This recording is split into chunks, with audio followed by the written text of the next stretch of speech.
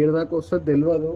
నేనైతే ఎప్పుడు నేను జిన్నును వదులుకోవద్దు అనుకుంటున్నా. బట్ జిన్ను ఎందుకు నన్ను ఇంత చేస్తుంది నాకు అర్థమైతే లేదు. నేను అది ప్రూవ్ చేయాలనుకుంటున్నా.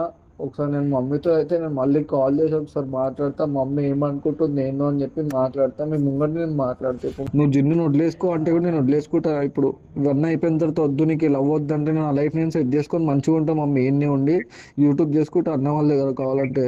కానీ నాకు ఇవన్నీ వద్దు. నేను బాధ పెట్టి నేను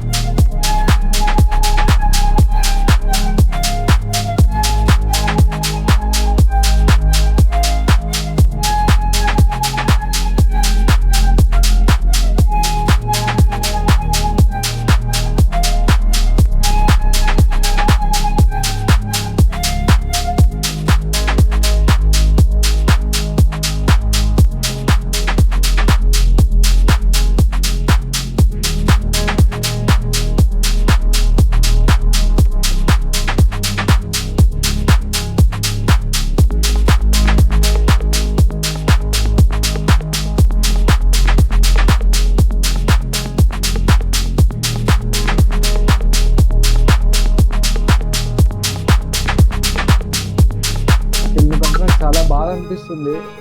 మా మమ్మీ నాతో ఒక ప్రామిస్ చేయించుకున్నాను అనమాట, లైఫ్లో ఎప్పుడు పిఎస్కోక అని చెప్పి. బట్ నేను పిఎస్కు పోయినా మా మమ్మీని పిఎస్ తీసుకెళ్ళిన అందరు తిరుగుతారు. మా మమ్మీని అందరూ అవుతారంట బయట, ఏంటి నీ కొడుకు అట్లా వేస్తుంది ఇట్లా వేస్తుందని చెప్పి.